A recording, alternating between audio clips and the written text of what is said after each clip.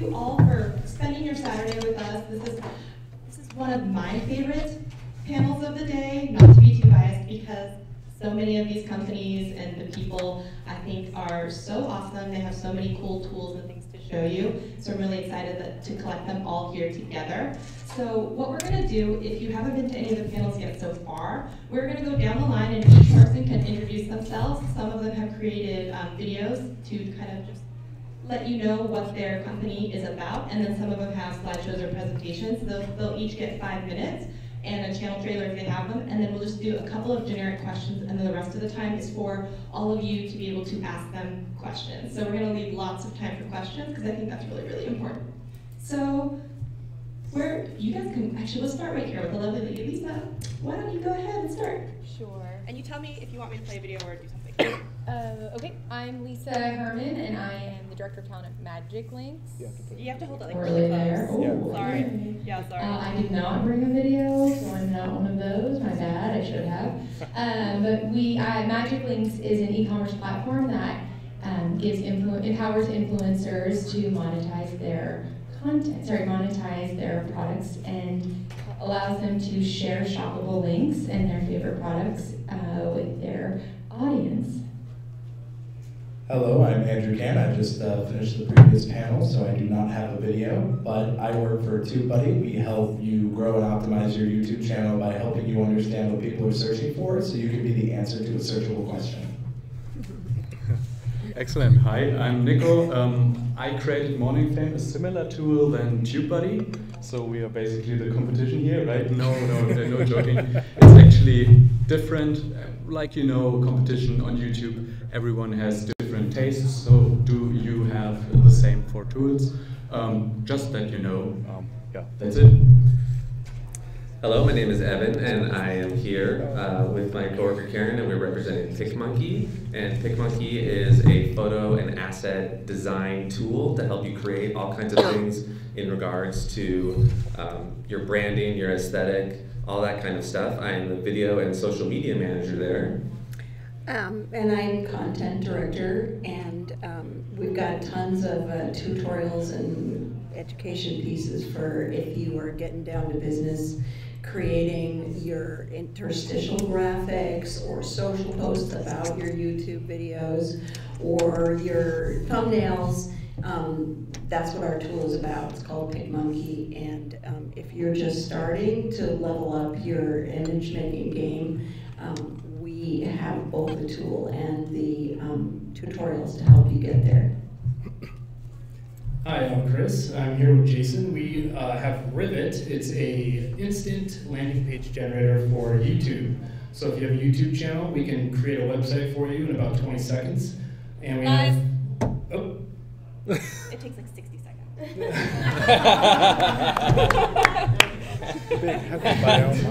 Yeah. We have 20 plus designs that are all focused 100% on video as opposed to other services where it's not so much the case. We have a little trailer here kind of going through some of our design options.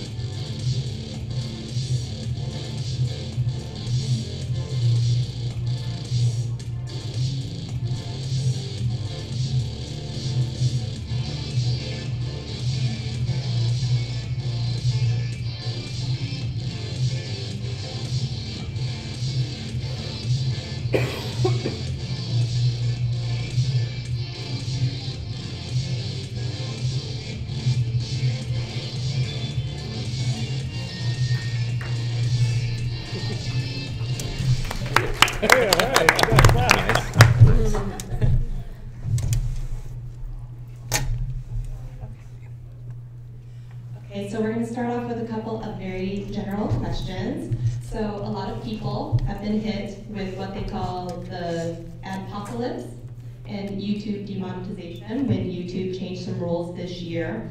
So what would you say to some creators who are looking for other ways to be able to monetize or make money off of their channel if they think that their life is over because AdSense is no longer there? Okay, I was gonna say. Yeah. I didn't want to like steal the mic, but I'm a little bit biased because that is what Magic Links solves for influencers. I think the best thing for influencers who have been hit by the ad apocalypse or just simply looking for other ways to expand their revenue stream is one of the best ways beyond just AdSense or brand sponsorships is the ability to monetize links and your influence. And what I mean by that is being able to share products that you love, that you get to choose with your audience. No one is telling you what you have to say. It is just really getting a chance to connect with your engaged audience, sharing the products that you feel most confident with, that you love, that you just cannot live without, and being able to monetize that through your audience is a very, very organic way to monetize your engaged audience. So we are also partnered with Magic Links, so we are biased, we recommend them as well. However, with TubeBuddy, once you have those affiliate links or other ways to monetize, we allow you to add those to all of your YouTube videos in bulk. So if you want to, say, add those new Magic Links, let's say there's a product that you've recently done that makes sense to add to another video, we allow you to add it to both videos or all of your videos in bulk, so we give you the options. And I think everyone here at some level has an affiliate program, so if you're trying to make money outside of YouTube, focus on affiliate programs, focusing on making your own content, because that's how you're going to win.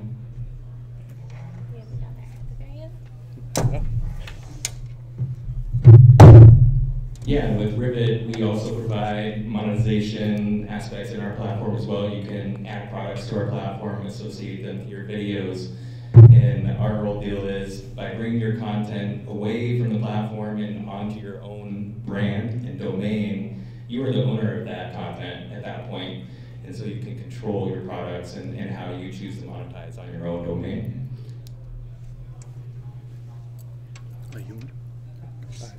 And something that we focus on, especially since we're talking about branding in a larger sense, where maybe you are a YouTube creator primarily, or maybe you have a brand and YouTube is one of the things you do, having all of that locked in.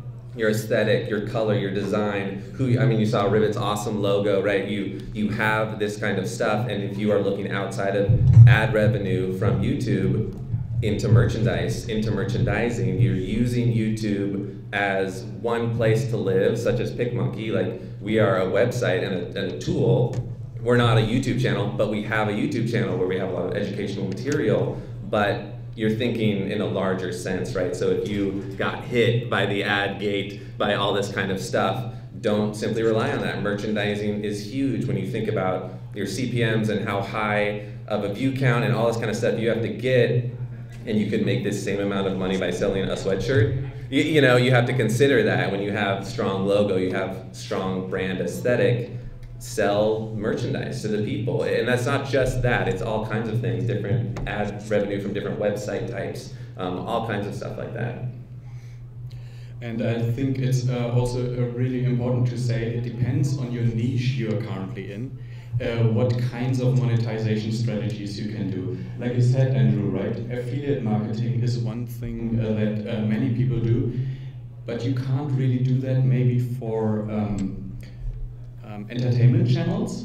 There, the ad revenue is more important because you get the large audiences, and the little money you get there is then enough to sustain yourself. But if you do a educational channel, how-to channel, business channel, something like that, the picture is completely different. When you have 10,000 subscribers, for example, in a business channel, that's already enough you need in order to go full-time with YouTube. Because in the background you do consulting, you do affiliate marketing, like you say, and all that. So the goal, the level you have to reach in order to attain that income is not that high that we usually think about that in YouTube. So one other general question question for the whole panel, and then I will let the couple that do have slideshows do their slideshow presentation. So a lot of people are on YouTube. Also, a lot of creators are now creating channels on YouTube. What would you tell someone who's in what they believe is a overly saturated niche, whichever way you prefer it, and how they might be able to stand out and differentiate themselves online?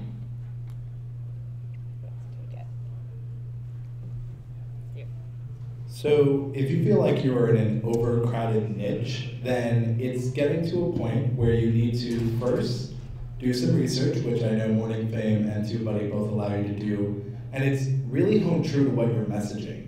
A lot of people can teach you how to ride a bike, can teach you how to tie a tie, but past that, what do you want your audience to do? What do you want them to feel? What do you want them to walk away with? If it's education-based, you want them to learn something. If it's a beauty channel, you might want to teach them how to do makeup. If it's a film or more entertainment-based, what do you want them to feel?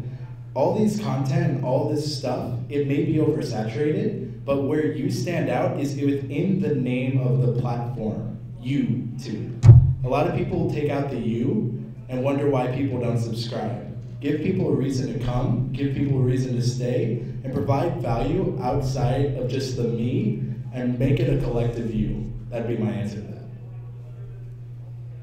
And I think I'd like to add, competition is also a relative term. If you are in the beauty niche or in the gaming niche, that's super competitive, but you could always sidestep this issue. Because the big channels focus on certain topics, but there are always topics that are in the same niche, but not as competitive. For example, I saw many gaming channels starting with a few hundred subscribers and suddenly taking off because they are focusing on not the biggest games, but the indie games, for example. Or in the beauty niche, you focus on those indie nail polish producers, for example, where the big channels don't focus on. Or in any other channel niche, you can see like these topics on the site that are not that crowded anymore. So if you focus on those, you can become big, and then at some point, you can even focus on the main topics of that niche. But when you are focused on in the beginning on those side topics, you can get started. It is also really important to remember that you are not trying to meet or to get everybody, right? If your goal is to try to have everybody subscribe to you, that is impossible. You're finding your audience, the people that you want to speak to, the people that you want engaged, right? So for us, it's not just about how big your audience is, it's how engaged are they? Are they going to continue to come back? So you always have to remember, it's not how big or how many people, it's who's engaging, who do you want to be your core audience? I think engagement is a huge, it's everything right now across all kinds of social media platforms, but it's, especially look at gaming streamers and live streaming and so many ways that you can sponsor their channel or buy in. It elevates you to a different tier of being able to engage with that creator, and that's what people are buying into. That's what people want to do. They want to be heard. Because they are you might be streaming or you might be showing a video to hundreds of thousands or tens of thousands of people, but they are there with you watching your content, and so for them, they're in the room with themselves and you. And so when you look at them, when you acknowledge them, when you go, hey, thanks so much for the sub, like, hey, oh my gosh, yeah, that was super cool, or like you respond and you engage, this person is now brand loyal. They are involved because you are now friends. You are now buddies, and it's so easy to do, and you can really tell when someone loses that kind of engagement because they're dismissive of, or they just don't really call those people out, but you only exist if people are watching you, if that's why you're there. If you're there for other reasons, then that's great, but you do that, and that's how you create this loyalty and this brand loyalty, and with this consistent sort of pattern, you can stand out, because if you have a smaller following and they're super loyal to you, I mean, you're thriving. That's what everyone really does truly want. And if you have millions and millions of subscribers and you're just kind of this celebrity status, you don't connect with anybody, and now you feel super isolated and alone, then it's like, well, that's no way to live. That's kind of, you know, that's not how YouTube started. You know, YouTube started from the creator and from engaging, and we're all in this together. Look, I went and I sailed around the world, come with me while I do that, and everyone's like, oh my God, you know, build that loyalty. And you can do that through consistency, through they know what they're engaged in, they know what they're going to be a part of when they come to your channel. Consistency, whether it be an aesthetic thing, which obviously at PicMonkey we think about, but it's because we want you to make your own stuff that everyone knows that's you, that's your brand. I'm part of that. We're in this together, and I'm going to follow you forever. I think another thing you can do to distinguish your brand from others is just go into yourself and do some analysis of, you know, there's an old B school thing of doing a SWOT analysis, strengths, weaknesses, opportunities, and threats. And you know, you might discover things that if you weren't just sitting there with a piece of paper trying to think through it, that you didn't realize what's unique about you, and you could build on it. And another thing is like building your brand narrative behind your brand. So you have a brand story, and that everything you do is sort of telling that brand story. Yeah, I think, and I do think about, like, just look at you know, Google up resources on brand building, because that is the distinguisher. It's like just treating your channel, it is a brand, right? And looking at it holistically, that can help. I think you guys nailed it. Okay. Okay, so I am going to let Nico. You have slides, so you were voluntold to go first. So you just tell me when you want me to go to the next slide, and I will do that. Okay. All right. I want to talk about SEO with you today because there's one critical aspect to make it successful, which I didn't realize in the beginning that it is important, and that's why I want to share it with you today. By the way, who of you does SEO for each and every video you upload? Perfect. I think everyone else should try it too. It's kind of like a boost on top. Yeah, it won't make bad content better, but good content gets a little bit more, like 10%, 20%. But it's like interest rates, right? It multiplicates over time. So it's an important aspect to do. And next slide, please. Can I ask a quick question on that? Where is SEO primarily done, outside of the general text description and title? That's what I just wanted to talk about, actually. Nice. Good question. I thought in the beginning, actually, it's all about mastering the skill of doing the perfect title, perfect description, perfect tags. And it is about that, no question. Yeah, that's SEO. But there is a crucial first step before you optimize your metadata, and that makes or breaks your SEO. And that's what I want to talk to you about, and I'm happy that I learned it the hard way, that it's important. Let's have a look at one search term. Next slide, please. Here we have how to grow your YouTube channel fast. Yeah. And Sean Cannell with his Think Media channel ranks there #1 currently. By the way, who was at Sean's and Benji's event last month, book event?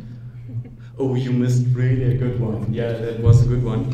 And as you probably know, if you know those guys, they have really big channels. And big channels have it easy to rank on YouTube because they just have big channels with tons of ranking power. So it's easy for them. And just to give you an understanding, here my tool shows you ADDB, that's the competition score, so to say. TubeBuddy has that too, right? Competition score. So you can analyze whether you have a chance to rank for the search term or not. And obviously for a big channel, it's easy to rank there, and he does rank. But if you have a small channel, the story is completely different. Next slide, please. Here it's mine, small YouTube advice channel as well, 3,500 subscribers. I have way less ranking power than Sean has with his channel, and I just can't rank for this competitive search term. It's the same search term here, but for my channel, I have bad grades, F. No chance that I ever could rank there. I have to grow 200 times from now to be able to rank for this search term. Currently, though, I could do the best title, the best description, the best tags. I won't rank there. And that's what I didn't understand in the beginning. Yeah, this competition, looking at competition, that makes or breaks your SEO. And the more I talk to other YouTubers, I found out that's actually a common mistake that many do. It's not about your metadata only, it's also figuring out how much competition do you have for a search term. Can you see eye to eye with the competition? And here, many big channels rank for this search term. I have no chance of ranking there. So the only thing I can do is looking for different search terms that are less competitive. Next slide, please. Here is an example. Do text matter on YouTube? Yeah? It's a less commonly known search term, certainly, but YouTubers are interested in that. And as you can see with the competition grades here, looks much better.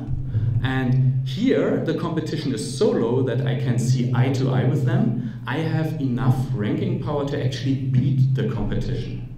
Because I found a search term where basically the big channels didn't do a video about. So there's a void in competition. As soon as Sean does a video on a topic, I can't rank anymore because he's too big for me, right? But here I can rank. And here, yesterday I checked, I'm on number 3 for this search term. So very good for me. And because I know now I can see eye to eye with the competition, I can now go all in, optimize my metadata, do a title, description, tags that fits this search term, and I can rank. So, next slide please. The process of doing SEO is actually twofold. Optimizing your metadata is just step 2. The first step is really important. Look for search terms that are low enough in the competition, low enough so you can see eye to eye with the competition and actually have a fighting chance to rank. Yeah, I hope this helped. And of course, last slide, if you want to check out my tool, feel free to. But the basic idea of seeing the competition, look into the search results, which other channels are ranking there. Are they much bigger than you, or are they smaller, and you can beat the ranks. Thank you.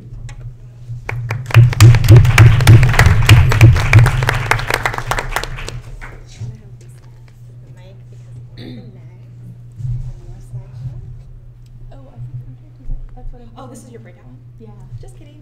Okay. It would be really long. We'd No, need it for like a no, half an hour.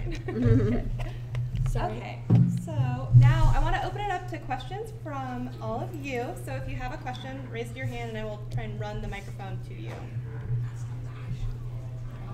Okay.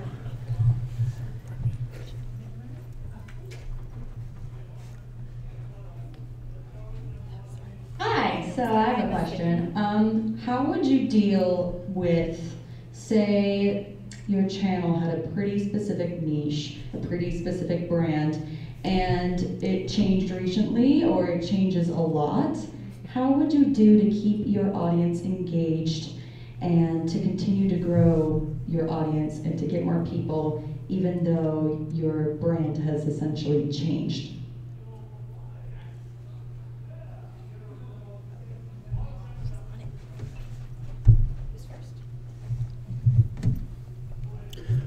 First of all, we have to unfortunately face the reality that it is difficult. I saw many channels, gaming channels, changing the games they play. Other channels that completely switched the niche. Your audience comes for a reason, and if you shift towards something else, certainly many viewers won't be interested anymore. But you can do the best you can in order to keep as many of those subscribers in particular as you can by making a slow shift, maybe, yeah, if that works in your case, so that you have, like, let's say 10% of your subscribers continue to be interested, and basically think from the mindset of restarting your channel, but you have kind of like a jump start with 10% of your subscribers. You don't start at 0, but it is certainly a bump you have to go through. But obviously do that because it's so important to make something that is important for you, because YouTube is a marathon, and if you don't do something that is important to you, that you like to do, there's no use to continue doing that because it takes years, so motivation is key. I think it's also important, I mean, by the panel here, to use the tools that are available to you. So obviously using all of our tools and also the tools that you have on YouTube to engage with your audience, right? So YouTube Premiere that has come out gives you the chance to have the content and then talk with your audience, commenting, sharing with your audience. I'm not going anywhere, I'm just trying out some new things. Being able to have that conversation and never underestimating how valuable that is as you start to go into new genres, right? Lifestyle is the big word that everybody's a lifestyle creator. Well, they didn't just get there by throwing up content you didn't know. They engaged, they saw what worked, they saw what didn't work. Oh, I've done 5 cooking videos. Oh, well, not many people are engaged with cooking. Well, maybe I'll try that somewhere else. You know, having playlists on your channel, everything that is available to you, try out, including all of our tools. And what's available to you on YouTube is a great point. I just wanted to validate what you're going through. I mean, many of the YouTube creators that we've worked with, you look at the history of their channel and it really has evolved, you know? It's like, it's the right thing to do, so stay with it. And also as a creator, I think we can all acknowledge the difficulty around something that borders on variety. You know, since things are becoming, I think you were talking about it earlier, right? The niche is where people are going because of the saturation right now. So maybe consider looking at your brand more holistically, where if you do foresee this being something that's common, like, you know, my interests, they just kind of change every once in a while. So then maybe your brand image becomes a little bit of a bigger umbrella, and acknowledge that, so that if there are some variations happening in your content, that's not a surprise to your audience now, right? Versus, oh, most of my videos are about sailing around the world, but I really like grilling steaks too. And so you make a video on grilling steaks and like, it's just not doing well, and I just kind of want to become a chef now. I mean, that your whole audience is going to be like, okay, but I was here for the sailing. So then maybe if you start like, okay, well, my brand, maybe it's a little bit more all-encompassing. And so this isn't such a dramatic shift where you kind of need to recalibrate all the time. And you have that announcement video, you have that kind of transition into, hey, I'm finding myself liking to do a bunch of things, so stick around for me, stick around for my content, and come with me on this ride, and me living life doing these things is now my brand. So take that brand assessment, right? Assess yourself and see where you're at so that you can maintain this sort of, you know, in a bigger niche. Is that a thing? A bigger niche? I don't know, counterintuitive, but... Umbrella niche. Umbrella niche. Other questions from the audience? Oh, yeah. I just heard you mention the premiere video on YouTube. I have not seen that yet, what that is all about, and what can we do to leverage that to help our channels grow? So Premieres is a very new feature. It dropped, I believe, a week ago, maybe a little more.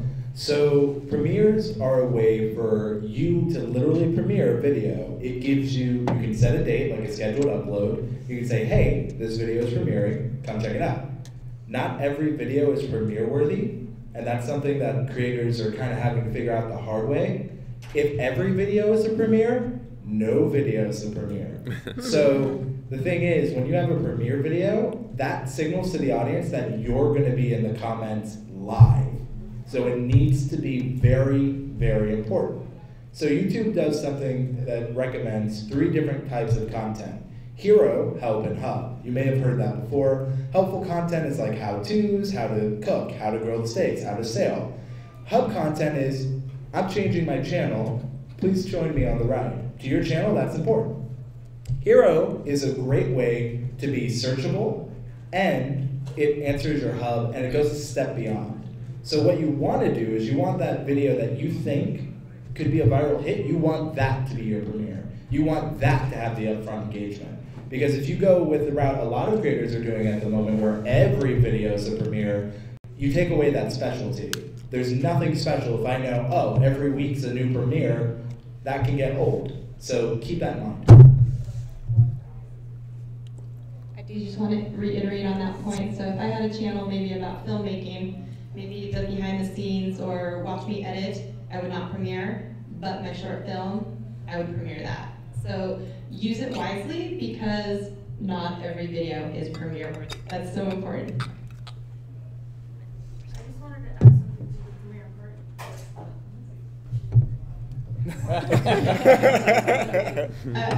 Because I just used that feature actually last week when it did drop. Wow, you really have to eat this mic. Yeah. Wow, okay. You have to hold it like so I did use that feature for Premiere last week when it dropped. And one thing I did notice is that you can't add any end cards or any of those kind of things at the end. You have to wait for the film to premiere completely and then go back and do your whole end cards, like adding your subscription box things. So those are just like the little things that you should know. Premiere feature itself as well. Yeah, I just wanted to add that part. Can you elaborate what you said earlier that YouTube wants your video to be an answer to a searchable question? If you're talking about sailing across the ocean, or I'm just so used to, as a searcher, separate from my own channel, not phrasing my query as a question, but I'm thinking about it as a creator in terms of the SEO and words I use to describe what I do. Are you suggesting that I should more frequently push myself to putting things in the context of a question, including in the title? For example, last week I was in New York City. I did an interview with an astrologer in a public park. I thought it was fascinating. I think a lot of people who may be tourists to New York City would be interested to find this astrologer. When I created the title on that video, which was an interview, it was New York City astrologer in a public park or something, as opposed to how to find an astrologer in New York City.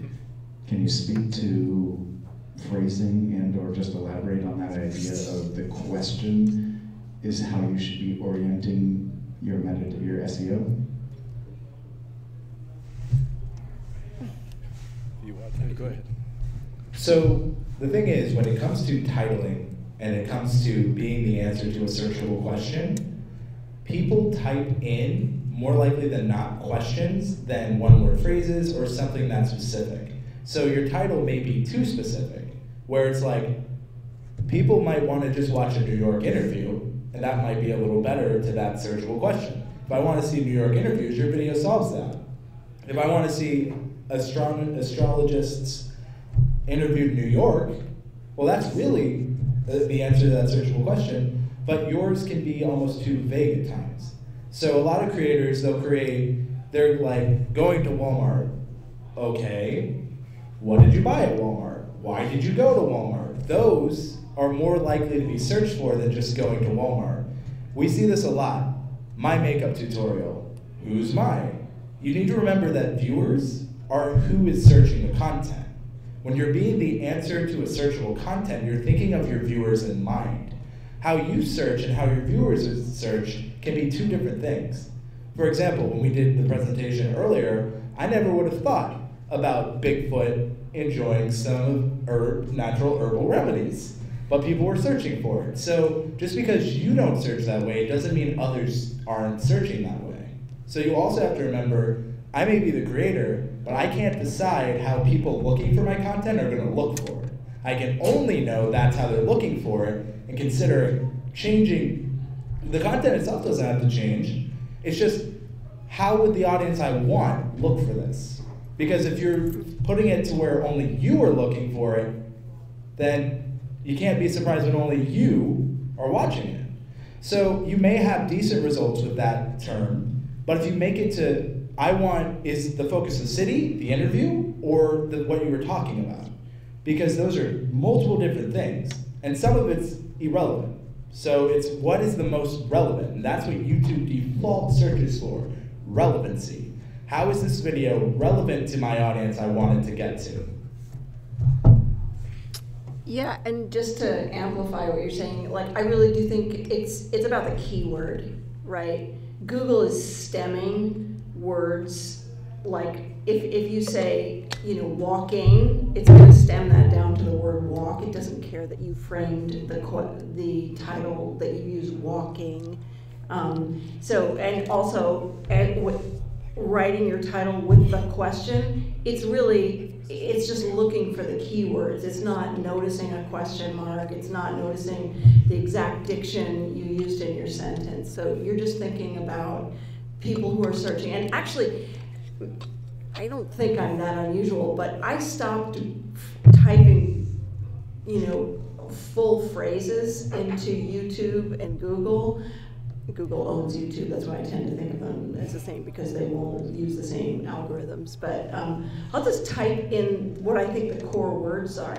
And I think in that example of the interview that you did, you're probably going to want to pull something out, substantive, out of the interview to put in the title. Like, I don't think people are searching on, like, I would just like to know about an astrologer from New York. It's more like, what did they say that was substantive and cool, and what keywords come of that? That's my take. And maybe to add, SEO is not the same for everyone. Depending on which niche you're in, you have it easier or harder. How-to channels, tech channels have it really easy because people search for the product or for the question they have. But yours, in your case, with astrology and the park, it's more like on the other spectrum, like vlogs also have this issue. They don't really answer a question, right? So the question is, how can you mold, how can you put your video in a different form that it is searchable as a question? And in your case, you can look up what kind of things people are asking about what the person you interviewed is answering actually, and focus on that. And it's important that in this case that you do the research, if you can, beforehand, because it then influences how the video is done. Because if someone is searching for, could you give an example in this astrology case, what he is giving as an insight, maybe? I'm just thinking the difference between, I like using my channel to connect people. Wouldn't that be great if the video I post leads tourists visiting New York City who either did or didn't know they were looking for an astrologer to find this guy and easily connect with him for a reading while they're in town. But I don't think, and I personally wouldn't search for finding a New York City astrologer. Ah, I see. So it would just be New York City astrologer. A TripAdvisor thing, maybe. You're visiting a city and you don't know what to do in this city, and you do videos about what you could do. Meet this guy, he has a talk every Sunday maybe, which is very insightful. Something to do while on vacation in New York, right? So this would be the angle here that you can take. That people are not necessarily searching for astrology or this person in particular, but they are searching for what to do in New York. Obviously, what to do in New York, I bet that is a search term, but it is very competitive, so you have to look a little bit more about other search terms that are less competitive, I bet. But this is the angle, and this would also influence your video then, that in the first 30 seconds, you have the hook in a sense, that you tell like, oh, you're visiting New York, these are so cool things to do here, I have a recommendation for you. Today with me is this astrologer XYZ, for example. So it influences the way, kind of like also vlogs, if you are visiting Disneyland and you're just having a fun day. The idea would be to create a vlog which would be kind of, should I go to Disneyland? Yeah, that would be the question that you can extract out of a regular vlog, for example, to make your video searchable. So it's influencing the content in itself. It's not just putting a title on top of it. Go ahead. Since you've made all this effort to make a video for tourists in New York, you should also remember to make a shoppable link to TripAdvisor, so that if someone does click on your video and watch it, you do get some commission if they book a hotel because of your video, or they made a plane trip because of your video, or they took a riverboat cruise because the astrologer said that's what they should do around the harbor. You should monetize it. Just for a note to look into learning more about what you're talking, you're saying Yeah. something called a shoppable link. I am speaking after this. I'll tell you all about it. But Disneyland, just as a good example, you probably wouldn't say going to Disneyland. You'd probably say something like how to save money at Disneyland, how to get in cheaper at Disneyland, how, you know, the best food to eat at Disneyland, what are the best rides at Disneyland, how can I not be in line at Disneyland. You see what I'm saying? It's like, you don't just say Disneyland and hope that everybody's looking for it. You're saying, I want to know the gluten-free places to eat at Disneyland, or whatever it is, something more specific. Did you want to add on that? And so, like, going back to your initial question, I just used our mobile app with TubeBuddy, and people are looking for things to do in New York City. When I went even deeper, it was things to do in New York City at night. Again, going back to that and going on the Disneyland topic, I knew, I did a vlog recently, that I could never compete of my trip to Disneyland. No one's gonna look for that. But I thought, what did I do in my trip? We saw 48 different characters in Disneyland. I call it meeting Disneyland characters. It starts ranking. People are engaging, and that was the angle of the video. You're doing interviews. Those questions you asked him in the interview, those are your searchable questions. Interviews are probably the best way, because in that interview, you're asking him questions. Those can be titles. So that would be my advice on that specific video. Things can be searchable, you just gotta find out how. Yeah, depending on what you talk about, it could be like popular traits of Aquarians or something like that. If you had some sort of conversation like that that went to Leos always do this, and you can have that kind of more specific kind of question in your title. Thank you. I think this question is for Rivet. What is the best way to incorporate, or I guess I shouldn't say what is the best way, but why would it be, or which videos should you be putting on your website? How should you incorporate your YouTube channel and your website? And speaking to the templates that you were showing earlier, are they live? So whenever you upload a new video to YouTube, will they also change out your landing page on your website? Thank you for the question. Yes, so there is an option that we have where you can auto-publish any new videos you add to YouTube will automatically show up on your website. But in often cases, most users choose to use our specific platform as a showcase ability of their best work, putting their best foot forward, their most popular videos.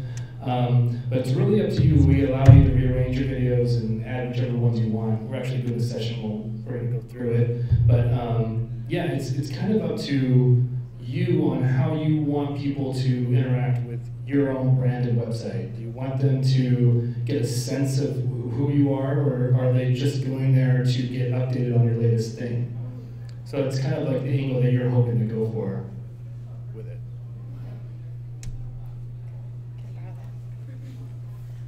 We're gonna do one last question, and then we'll do a wrap up. Thank you. What's the role of duration of content, in terms of getting viewership for your content? Because I remember there were some people who said that, people have less attention span, so keep it short. And there are some people who say you should at least have 10 minutes of content. So I don't know if I heard from the right people or not, but. Opinions on link? There was recently a study made by Matt Gielen, a background person, but he found out that 8 to 12 minutes is the best. But it depends on where you're at with your skills, because keeping the attention of people is a skill set, right? The way you write the story, the way you do your video, that it looks great and people keep watching, so to say. So in the beginning, usually I see YouTubers starting at 1.5 minutes watch time, usually. But if you're working very hard on it, it's getting up to 4 minutes probably, like what you see in your analytics. Then you can say you're already really good. And at that point, the usual advice is make it as long as it should be, but not longer. So don't artificially stretch your video unnecessarily, in a sense. Look at what your skill set is and then expand on that. I would do it this way first, so that you don't produce video basically that no one is watching anymore because it's the last 5 minutes of a 20-minute video, for example. So it depends on what you see, how your audience reacts to it. And sorry, no, you go ahead. And to kind of add to what he was saying is your audience, when they drop off, is all in your YouTube analytics. So when you start with that 1:20 video or longer, if you see that they're watching the whole time, that is the moment you go longer. Now, a lot of times creators are like, well, I can get them to watch a minute, I'll only make minute-long content. In the long run, that's great you got them to watch the entire time, but YouTube is wanting people to watch in binge succession. So if you know that your content's only been being watched for that minute, then you can make that minute piece of content, but then try to expand slowly, add 30 seconds. And again, I agree, make it as long as it needs to be. But if you have that shorter content, make it in a playlist, because people aren't using YouTube playlists as much as they should, and let people, like on Netflix, like on these other platforms, binge your content, because more people will binge your content if you make it easy. If I have to go on your channel and click each time I want another video, that's a hassle. But if you make it super easy for me, then that's how you can do that. So when your audience is willing to give you the authority to watch you for that long, that's when you make it to that 8 to 12 minute range. But you can't start at the 8 to 12 minute range if they're only watching 30 seconds.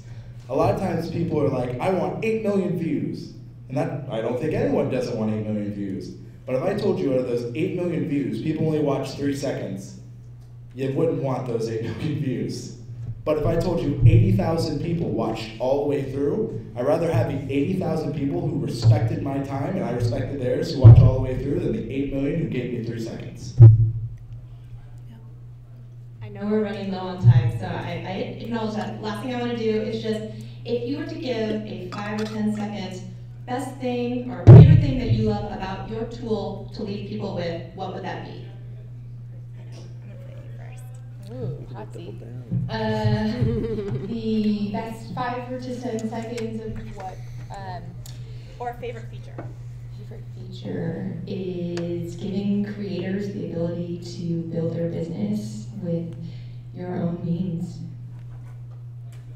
A/B testing, know what people are actually clicking through on your videos so you can know what thumbnails are working for you instead of against you. Oh, totally more than 10 seconds. Really important feature, by the way, really important. I personally prefer to work with small YouTubers, and I'm really happy to see that small YouTuber particularly like my tool. For me at PicMonkey, it's the in and out ease of use when I want to spend my time making a video rather than designing assets. So you can get in, quickly create something that stands out, export as a PNG or save it, boom, boom, I'm in, out, I'm onto my video, because that's where I want to spend my time curating. So that's why I, as a filmmaker at PicMonkey, really appreciate about it. Yeah, also PicMonkey, I would say similarly, you're creating brand assets. You can just start with a pre-sized blank canvas, or you can start with one of our templates that are also pre-sized for YouTube, whether it's cover art or a thumbnail or so yes, preset sizes. So you just get in there, make it, and then move on with your other stuff. For us, I think it's definitely just reducing the amount of time it takes to create a website. With all the other services out there, it's usually an hour-long process, if not days, and we kind of reduce it down to seconds. But on top of that, increasing your online footprint so you don't just completely depend on YouTube traffic, you can expand beyond that. And I think just to reiterate, just the ability to own your own brand outside of the platform, I think is really important. And being able to customize that experience to fit your brand, I think that's also really important, something that we provide with Rivet. Okay, so that is time's up for our panel. So I just want to say thank you to all of our sponsors and our panelists. the next session after this is a breakout session with Lisa from Magic Link. So if you're interested in that, it'll be starting in 10